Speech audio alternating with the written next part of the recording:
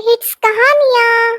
तो दोस्तों, ऐसी ही मजेदार कहानियाँ सुनने के लिए जो सफेद कलर का सब्सक्राइब बटन दिखाई दे रहा है उसे दबाकर हमारे चैनल को सब्सक्राइब करें और वीडियो लाइक करें। एक गांव में रिया और खुशी नाम की दो बहनें रहती थी। रिया का रंग बहुत काला था पर वह बहुत अच्छे स्वभाव की थी। वहीं खुशी दिखने में बहुत खूबसूरत थी पर घमंडी और लालची थी। वो रिया से बहुत बुरा व्यवहार करती थी। एक दिन रिया अपने नाखूनों पर खुशी की फेवरेट नेल पॉलिश लगा लेती है, जिससे खुशी बहुत आग बबूला हो जाती है और रिया से कहती है, क्यों री, तेरी हिम्मत कैसे हुई मेरी नेल पॉलिश तेरे हाथों पे लगाने की? तेरे काले हाथों पर नेल पॉलिश अच्छी नहीं लगती। तूने मेरी नेल पॉलिश खराब कर दी। पता है कितनी महंगी थी? खुशी, तुम तो मेरी सगी बहन हो, फिर भी तुम मेरे साथ ऐसा बर्ताव क्यों करती हो? तू मेरी बहन कैसे हो सकती है? तू कितनी काली है और मैं कितनी सुंदर। चल अब कमरे से बाहर निकल। खबरदार अगली बार मेरी नेल पॉलिश को हाथ लगाया तो। खुशी की बात सुनकर रिया उदास हो गई और अपने कमरे में चली गई। उसी गांव में जंगल के पास एक गुफा में एक दुष्ट जादूगरनी रहती थी। एक दिन उस जादूगरनी ने अपने जादू से नदी के पास एक मायावी नेल पॉलिश का पेड़ उगाया। आखिरकार जादुई नेल पॉलिश का पेड़ लगा ही दिया। जैसे ही गांव की लड़कियां ये नेल पॉलिश अपने नाखूनों पर लगाएंगी, वो मेरे कब्जे में आ जाएंगी।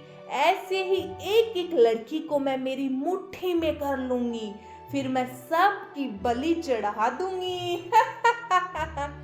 और मैं दुनिया की सबसे ताकतवर जादूगरनी बन जाऊंगी। एक दिन खुशी अपने दोस्तों के साथ नदी के पास घूमने आ गई।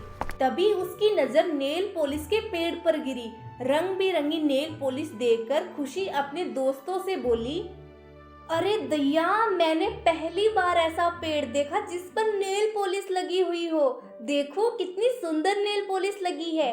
वैसे भी मेरी फेवरेट नेल पॉलिश उस काली कलूटी ने खराब कर दी। चल इससे नेल पॉलिश तोड़ ही लेते हैं। हाँ यार, मैंने भी ऐसा पेड़ कभी नहीं देखा। पर ये पेड़ कहाँ से आया यहाँ पर? अरे यार, तुझे क्या मतलब ये कहाँ से भी आया हो? ये हमारी काम की चीज है। चल अब ज्यादा मत सोच। चल अब जल्दी से नेल पॉलिश तोड़ते हैं। हाँ यार, मेरी भी नेल पॉलिश खत्म हो गई है। ऐसा मौका दोबारा नहीं मिलेगा। मुफ्त में इतनी नेल पॉलिश कहीं नहीं मिलेगी। फिर खुशी और उसकी दोस्त उस पेड़ से सारी नेल पॉलिश तोड़ लेती है और घर पर आ जाती है। घर पर आने के बाद वो तीनों अपने नाखूनों पर नेल पॉलिश लगाती है। नेल पॉलिश लगाते ही वह जादूगरनी की गुफा में पहुंच जाती है। वह तीनों उस गुफा को देखकर बहुत डर जाती है। अरे अरे, ये हम कहाँ आ गए? तभी वहां जादूगरनी आई और हंसते हुए बोली, स्वागत है। अरे वाह, इतनी सुंदर लड़कियां, तुम्हारा स्वागत है यहाँ पर।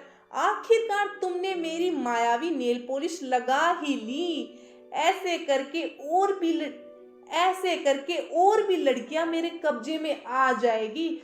फिर मैं तुम सब की बलि देकर दुनिया की सबसे ताकतवर जादूगरनी बन जाऊंगी।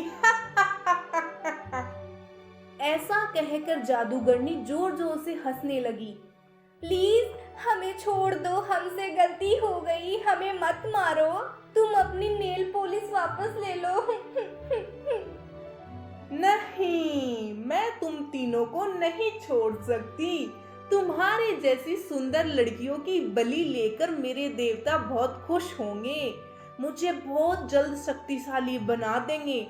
मैंने नेल पॉलिश का पेड़ इसलिए तो लगाया था ताकि गांव की लड़कियां मेरे बनाए जाल में फंस जाएं। अब तुम तीनों मेरे कब्जे में हो, अब तुम्हें कोई भी नहीं बचा सकता। दूसरी ओर काफी समय बीतने के बाद खुशी को घर न पाके रिया चिंता में पड़ गई और खुशी को ढूंढने वह उनके दोस्तों के घर गई। वहां जाके उसे पता चला कि खुशी की दोस्त भी घर पर नहीं है। तभी रिया परेशान होकर खुशी को ढूंढते ढूंढते नदी किनारे पहुंची। तभी उसकी नजर उस नेल पॉलिश के पेड़ पर पड़ी।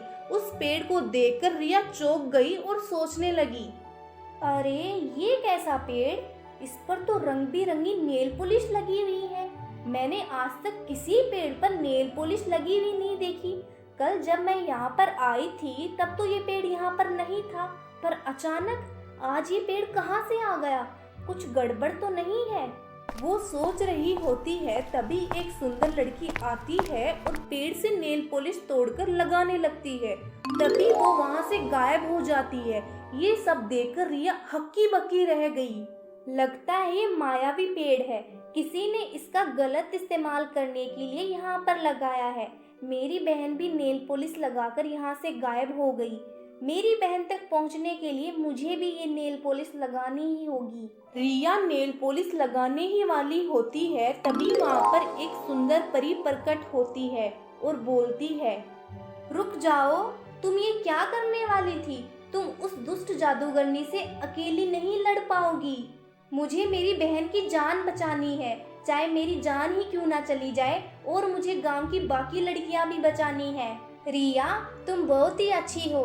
तुम्हारी बहन तुम्हारे साथ कितना बुरा व्यवहार करती है, पर तुम अपनी जान की परवाह किए बिना अपनी बहन की जान बचाने के लिए जादूगरनी से लड़ने जा रही हो।